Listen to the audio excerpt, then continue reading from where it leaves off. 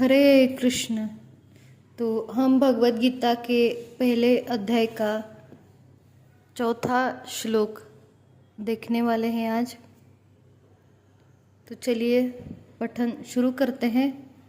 अत्र श्रूरा महेश्वासा भीमार्जुन समा युधि युयुधानो विराटश्च द्रुपदश्च महारथ।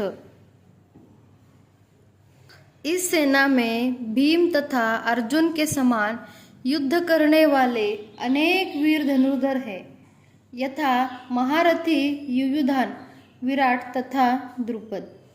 यद्यपि युद्ध कला में द्रोणाचार्य की महान शक्ति के समक्ष धृष्टद्युम्न महत्वपूर्ण बाधक नहीं था, किंतु ऐसे अनेक योद्धा थे जिनसे भय था। दुर्योधन इन्हें विजय पथ में अत्यंत बाधक बताता है, क्योंकि इनमें से प्रत्येक योद्धा भीम तथा अर्जुन के समान दुर्जेय था। उसे भीम तथा अर्जुन के बल का ज्ञान था, इसलिए वह अन्यों की तुलना इन दोनों से करता है। तो पांचवा श्लोक भी हम देखते हैं।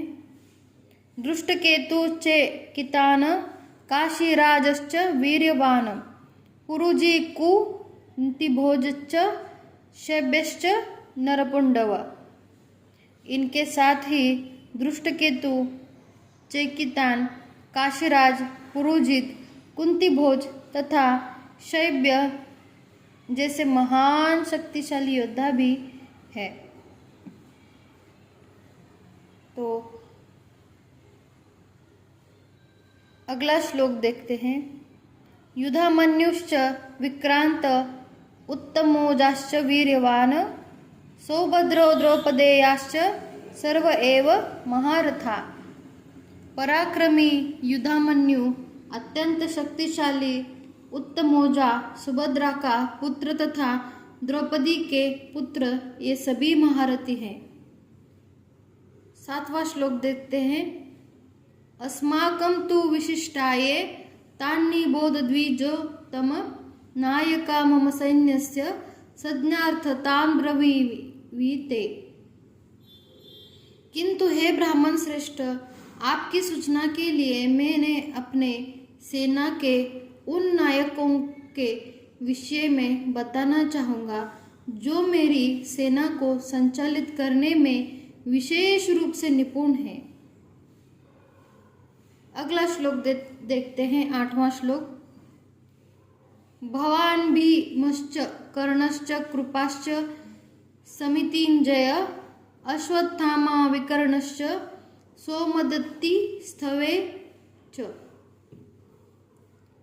मेरी सेना में स्वयं आप भीष्म, कर्ण, कृपाचार्य, अश्वत्थामा, विकर्ण तथा सोमदत्त का पुत्र भूरिश्रवा आदि है, जो युद्ध में सदैव विजय रहे हैं। ये दुर्योधन कहता है। दुर्योधन उन अद्वितीय युद्धवीरों का उल्लेख करता है जो सदैव विजयी होते हैं। विकर्ण दुर्योधन का भाई है, अश्वत्थामा द्रोणाचार्य का पुत्र है और सोमदत्ति या भूरिश्रवा बहिकों के राजा का पुत्र है। कर्ण अर्जुन का आधा भाई है, क्योंकि वह कुंती के गर्भ से राजा पांडु के साथ विवाह के होने पूर्व उत्पन्न हुआ था। कृपाचार्य की जुड़ा बहन द्रोणाचार्य की ब्याही थी, ऐसा दुर्योधन ने कहा। तो अगले श्लोक में देखते हैं। श्लोक 9वां। अन्ये च बहव श्रूरा मदर्थे त्याक्त जीविता नाना शस्त्र प्रहरणा सर्वे युद्ध विनाश विशारदा। ऐसे अनेक वीर भी हैं जो मेरे लिए अपना जीवन त्याग करने के लिए उद्यत है। वे विविध प्रकार के हथियारों से सुसज्जित है और युद्ध विद्या में निपुण है, ऐसे दुर्योधन ने कहा। इसका तात्पर्य जान लेते हैं। जहाँ तक अन्यों का यथा जयद्रथ, कृतवर्मा तथा शैल्य का संबंध है, वे सब दुर्योधन के लिए अपने प्राणों की आहुति देने के लिए तैयार रहते हैं। दूसरे शब्दों में यह पूर्व निश्चित है कि वे पापी दुर्योधन के दल में सम्मिलित होने के कारण कुरुक्षेत्र के युद्ध में मारे जाएंगे। निसंदेह अपने मित्रों की संयुक्त शक्ति के कारण दुर्योधन अपनी विजय के प्रति आश्वस्त था। इसमें कहा गया है कि बड़े बड़े वीर जयद्रथ, कृतवर्मा के सभी लोग जो थे दुर्योधन के लिए अपने प्राणों की आहुति देने के लिए तक तैयार रहते थे।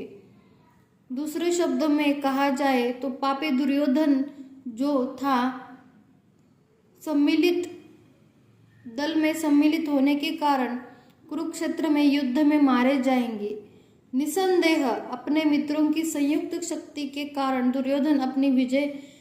दुर्योधन को ऐसा लगता था कि अपने मित्रों की संयुक्त शक्ति है, तो उसको ऐसा लगता था कि विजय उसके प्रति आश्वस्त थे।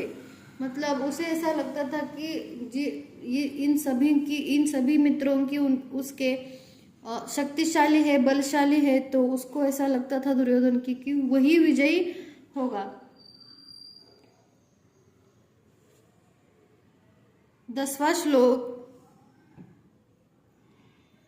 अपर्याप्त दस्मास्क बलम भीष्मभिरक्षितम् पर्याप्तम त्विद में तेषा बल भीमाभिरक्षितम्। हमारी शक्ति अपरिमेय है और हम सब पितामह द्वारा भली भांति संरक्षित है, जबकि पांडवों की शक्ति भीम द्वारा भली भांति संरक्षित होकर भी सीमित है। दुर्योधन को ऐसा लगता है कि पितामह भीष्म जो है उनकी सभी को सुरक्षा है, किसी को कुछ भी वो होने नहीं देंगे, जबकि पांडवों की शक्ति भीम द्वारा भली भांति संरक्षित होकर भी सीमित है। यहाँ तात्पर्य देखेंगे। यहाँ पर दुर्योधन के तुलनात्मक शक्ति का अनुमान प्रस्तुत किया गया है। वह सोचता है कि अत्यंत अनुभवी सेना नायक पितामह भीष्म के द्वारा विशेष रूप से संरक्षित होने के कारण उसकी सशस्त्र सेनाओं की शक्ति अपरिमेय है। दूसरी ओर पांडवों की सेना सीमित है, क्योंकि उनकी सुरक्षा एक कम अनुभवी नायक भीम द्वारा की जा रही है, जो भीष्म की तुलना में नगण्य है। दुर्योधन सदैव भीम से ईर्ष्या रखता था, क्योंकि वह जानता था कि उसकी मृत्यु कभी हुई तो वह भीम के द्वारा होगी, किंतु साथ ही उसे दृढ़ विश्वास था कि भीष्म की उपस्थिति में उसकी विजय निश्चित है, क्योंकि भीष्म कहीं अधिक उत्कृष्ट सेनापति हैं। वह युद्ध में विजयी होगा, यह उसका दृढ़ निश्चय था। यहाँ पर दुर्योधन ने क्या कहा है कि उसको ऐसा लगता है दुर्योधन को कि भीष्म पितामह जो थे तो वो दुर्योधन के साइड में थे और भीम जो थे वो पांडवों की साइड में थे।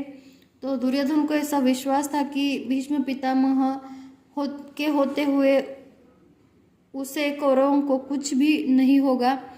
लेकिन वो दुर्योधन जो था वो भीम से ईर्ष्या भी रखता था, क्योंकि भीम ने तो प्रतिज्ञा ली थी कि दुर्योधन को वो खत्म करेंगे, वो दुर्योधन को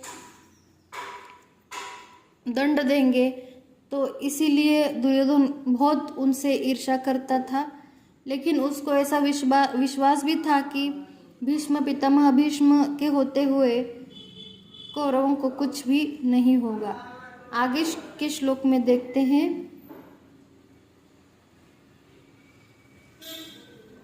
श्लोक 11वां। अयनेषु च सर्वेषु यथा भागवम स्थिता भीष्ममेवाभिरक्षन्तु भवन्त सर्व एव हि। अतएव सैन्य व्यूह में अपने अपने मोर्चे पर खड़े रहकर आप सभी भीष्म पितामह को पूरी पूरी सहायता दे। भीष्म पितामह के शौर्य की प्रशंसा करने के बाद दुर्योधन ने सोचा कि वह कहीं अन्य योद्धा यह न समझ ले कि उन्हें कम महत्व दिया जा रहा है। अतः दुर्योधन ने अपने सहज कूटनीति ढंग से स्थिति संभलने के उद्देश्य से उपर्युक्त शब्द कहे। उसने बलपूर्वक कहा कि भीष्मदेव निसंदेह महानतम योद्धा है, किंतु अब वे वृद्ध हो चुके हैं। अतः प्रत्येक सैनिक को चाहिए कि चारों ओर से उनकी सुरक्षा का विशेष ध्यान रखे। हो सकता है कि वे किसी एक दिशा में युद्ध करने में लग जाए और शत्रु इस व्यस्तता का लाभ उठा ले। अतः यह आवश्यक है कि अन्य योद्धा मोर्चों पर अपनी अपनी स्थिति पर अडिग रहे और शत्रु को व्यूहरचना न तोड़ने दे। दुर्योधन को पूर्ण विश्वास था कि कुरुओं की विजय भीष्मदेव की उपस्थिति निर्भर रहे। उसे युद्ध में भीष्मदेव तथा द्रोणाचार्य के संपूर्ण सहयोग की आशा थी, क्योंकि वह अच्छी तरह जानता था कि इन दोनों ने उस समय एक शब्द भी नहीं कहा था जब अर्जुन को अपनी पत्नी द्रौपदी को असहायावस्था में भरी सभा में नग्न किया जा रहा था। तब उसने उनसे न्याय की भीख मांगी थी, यह जानते हुए भी कि इन दोनों सेनापतियों के मन में पांडवों के लिए स्नेह था। दुर्योधन को आशा थी कि वे इस स्नेह को उसी तरह त्याग दे जिस तरह उन्होंने द्यूत क्रीड़ा के अवसर पर किया था। हरे कृष्ण। मिलते हैं 12वें श्लोक में। हरे कृष्ण।